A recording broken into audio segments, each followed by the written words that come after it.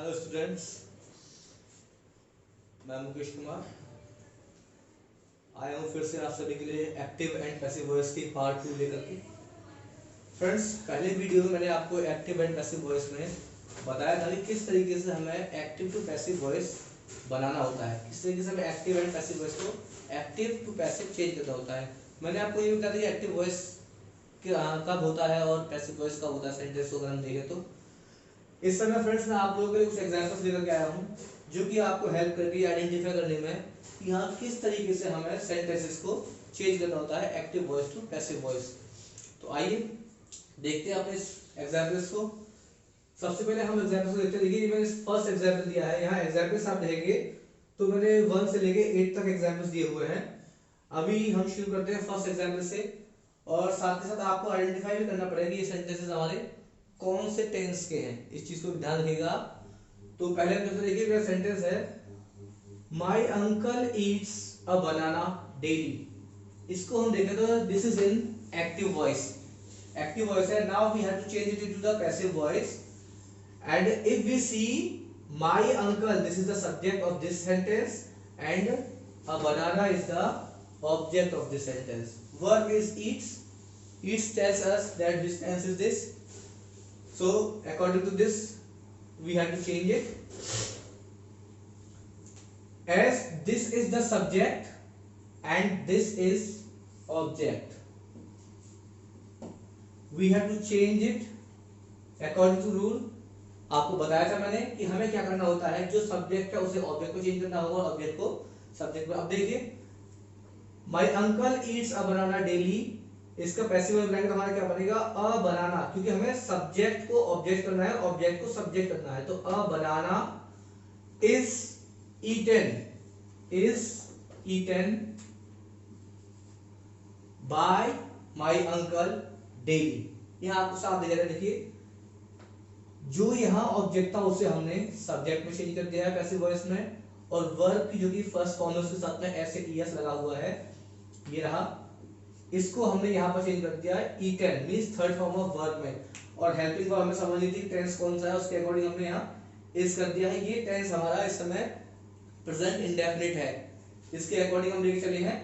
और आगे क्योंकि मैंने कहा था जिस सब्जेक्ट को हमें ऑब्जेक्ट में चेंज करना है उससे पहले बाय लगाना जरूरी है। कुछ केसेस है जहां पर जरूरत नहीं है, उसके एग्जांपल्स में अभी आपको आगे और दूंगा नेक्स्ट वीडियो में, उसको बताएंगे उसमें। तो यहाँ पर है बाय माय अंकल डेली। ठीक है, अब आते हैं हम नेक्स्ट हमारा सेकंड एग्जांपल। सेकंड एग्जांपल है boys are eating mangoes. Sentence complete है हमारा यहीं पर, बट अब इसमें हमें ये देखना है कि बॉयज सब्जेक्ट क्या है, हमारा सब्जेक्ट है बॉयज, और boys this is not singular, boys is always plural, this subject is always plural. So boys are eating mangoes. अब यहाँ हमें क्या करना था, देखिए सब्जेक्ट को ऑब्जेक्ट चेंज करना है, ऑब्जेक्ट को सब्जेक्ट। तो यहाँ पर एक चीज हमें दिख रही है, यहाँ जो सब्जेक्ट है हमारा ये प्लूरल है और यहाँ पर जो ऑब्जेक्ट है ये भी हमारा प्लूरल है। अब जब हमें सब्जेक्ट को ऑब्जेक्ट बनाना है और ऑब्जेक्ट को सब्जेक्ट बनाना है तो ये मैंगोज को हमने क्या बनाया subject. Mangoes are being eaten by boys. देखिए सेंटेंस हमारा कौन सा है, सेंटेंस हमारा प्रेजेंट कॉन्टिन्यूअस है। प्रेजेंट कॉन्टिन्यूअस सेंटेंस को देखते हुए हमें जब इसको पैसिव वॉइस में चेंज करना पड़ेगा तो हेल्पिंग वर्ब हमारी जो है वही रहेगी, ये आपको बताया भी था, प्लस साथ में बीइंग लग जाता है बस, और वर्ब की थर्ड फॉर्म रहेगी being eaten by boys. Next चलते हैं number third. Mohan has finished the work. Active voice है, देखिएगा ध्यान से, Mohan has finished the work. अब सब्जेक्ट हमारा क्या है मोहन एंड ऑब्जेक्ट क्या है हमारा द वर्क। अब इस द वर्क को हमें सब्जेक्ट बनाना है क्योंकि हमें पैसिव वॉइस बनाना है। भाई ये एबी को समझ लीजिएगा, AB means active voice, PV means passive voice. अब इसे हमें चेंज करना है, the work has been finished by Mohan. Sentence में हमारा कौन सा टेंस यूज किया गया वो आइडेंटिफाई करना है आप लोगों को। देखिए हैज और हैव हमारा प्रेजेंट परफेक्ट टेंस में आता है, साथ ही वर्ब की थर्ड फॉर्म भी आती है। तो एक चीज का हमें यहाँ फायदा हो गया इसमें हमें ये समझना है कि वर्ब की थर्ड फॉर्म हमें हर बार लगानी पड़ती है, लेकिन यहाँ तो हमें पहले से रखी है, ऑलरेडी गिवन है, तो यहाँ तो हमें वर्ब की थर्ड फॉर्म सोचने की जरूरत नहीं है, कुछ भी कौन सी होगी। तो अब यहाँ मिल गया the work has been finished by Mohan. क्योंकि प्रॉपर नाउन है मोहन, इसलिए प्रॉपर नाउन को हमें चेंज नहीं कर सकते। अगर यहाँ प्रोनाउन होता तो प्रोनाउन को हम ही की जगह पर हिम कर देते, ठीक है, या शी होता शी की जगह पर हर कर देते। तो ये हमारा चेंज हो गया, the work has been finished by Mohan. Next इसके बाद हम वो देखें अगर, तो ही रोट अ नॉवेल इन 1995। देखिए टाइम दिया गया इसमें यहाँ पर, ही रोट अ नॉवेल इन 1995। यहाँ पर सब्जेक्ट देखें आप, सब्जेक्ट हमारा क्या है, ही, और ऑब्जेक्ट है a novel, novel is object. So to make the passive voice of this sentence we will use the object a novel as the subject.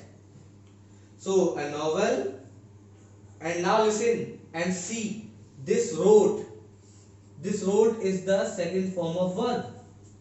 This wrote is the second form of verb, and second form is always coming in the past indefinite tense.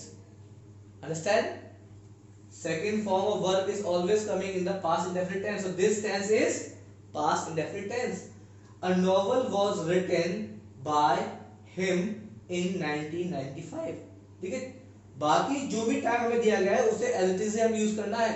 तो changes जो करने हैं वो हमें किसमें करने हैं, subject, object, main verb, helping verb, इन चीजों में हमें चेंजेस करने हैं। आगे देखें हम number 5, they were doing the work. देखिए they were doing the work, यहां पर हम देखें सब्जेक्ट हमारा क्या है, दे, और ऑब्जेक्ट है हमारा द वर्क। तो सिंपल चेंज वही, द वर्क को आगे लेके आएंगे उठा के हम, जैसे कि इसमें ऑब्जेक्ट से सब्जेक्ट बनाना है, तो the work was being done by them. ठीक है, इस तरीके से हमने चेंज कर दिया। देम का, दे का हमने देम किया, क्योंकि जब दे को हम, इस समय दे क्या है, प्रोनाउन है, इसका जब ऑब्जेक्ट बनाएंगे प्रोनाउन को, तो दे का ऑब्जेक्ट ऑलवेज देम होता है, याद रखना पड़ेगा हमें। ही का हिम, शी का हर, दे का देम, वी का अस, इस तरीके से हमारे ऑब्जेक्ट होते हैं। तो इसे लिखा है the work was being done by them. Next आते हैं नंबर 6। नंबर 6 पे हम क्या करते हैं, they had cooked food before you केम। देखिए सेंटेंस को आपको आइडेंटिफाई करना है कि सेंटेंस में टेंस कौन सा यूज किया गया है। नंबर 6 पे चलते हैं हम अभी, नीचे भी हमारे पास 2 और है, 7 और 8। तो देखिए, तो देखिए 6 वाला हमारे पास, 7 8 अभी नीचे है। 6 को देखिए, जब एक्टिव टू पैसिव हमें इसका बनाना है, food had been cooked by them before you came. Food had been cooked by them before you came, ये हमारे पास इसका पैसिव वॉइस बन गया। अब नंबर 7 को देखें, he will always obey you। Sentence देखिएगा कि सेंटेंस में टेंस कौन सा है हमारा, he will always obey you, identify करना है आप लोगों को, होमवर्क दूंगा ध्यान रखिएगा इसी में से। so you will always be obeyed by him। अब यहां देखिए सब्जेक्ट हमारे पास यहां था he और ऑब्जेक्ट था you। जब इसका पैसिव बनाएंगे तो इस you को हमें उठा के रख देना है यहाँ पर, सब्जेक्ट बना देना है पैसिव वॉइस में, और इस सब्जेक्ट को उठा के हमें यहाँ पर ऑब्जेक्ट रख देना है हिम। ही का हिम हो जाता है, बताया था भी आपको मैंने। सो ये हो गया हमारा he will always be obeyed by him. Next आता है नंबर 8 और last, he will have saved ₹5,000 by next month। अब यहाँ थोड़ा सा कंफ्यूजन हो सकता है बच्चों को कि सर इसमें तो आपने बाय दे दिया है हमें पहले से ही, तो बाय तो आपने दे रखा है एक्टिव वॉइस, तो बाय कैसे हो जाएगा सर? आपने बताया था कि बाय हमारा पैसिव वॉइस पे लगाते हैं हम, तो इसमें कैसे जाएगा? तो मेरे भाई ध्यान दीजिए, इसमें ये जो बाय है हमारा, ये बाय टाइम को रिप्रेजेंट कर रहा है कि कितने टाइम से, ठीक है। उसे कह रहा है he will have saved ₹5,000 by next month, यानी ये बोल रहा है कि अगले महीने से वो 5,000 रुपए बचाएगा। ये कह रहा है इस बात को, वो टाइम पीरियड को शो कर रहा है कि अगला महीना जो आ रहा है उसके लिए। तो ये मत सोचिए कि ये ऑब्जेक्ट से पहले हमारा बाय लगाया गया है जो पैसिव वॉइस होता है। अब देखिए ये क्या है, इस तरह से ₹5,000, क्योंकि देखिए सब्जेक्ट हमारा यहाँ पर ही है और ऑब्जेक्ट है ₹5,000, क्योंकि वो क्या कर रहा है, वर्ब को देखा तो वर्ब के अकॉर्डिंग डिपेंड करते हैं। ही विल हैव सेव्ड, क्या सेव करेगा, उसे क्या सेव करना है आखिर, वो सेव करना है उसे ₹5,000, ठीक है। अब तो जब ₹5,000 हमारे पास ऑब्जेक्ट है तो इसी को सब्जेक्ट बनाना पड़ेगा हमें। तो ₹5,000 will have been saved by him. देखिए सब्जेक्ट हमारे पास ही था यहाँ पर, इसी का ऑब्जेक्ट बनाएंगे ना हम, ही का हिम, इसके सेम बाय हिम। अब ये जो टाइम पीरियड का दिया गया उसे हमें एज इट इज लिख देना है, बाय नेक्स्ट मंथ। इतना है हमारे पास केवल, आज के लिए केवल इतने ही सारे एग्जाम्पल्स हैं। अब आप लोगों को एग्जाम्पल्स को ठीक से देखना है, समझना है। Thank you, have a good day.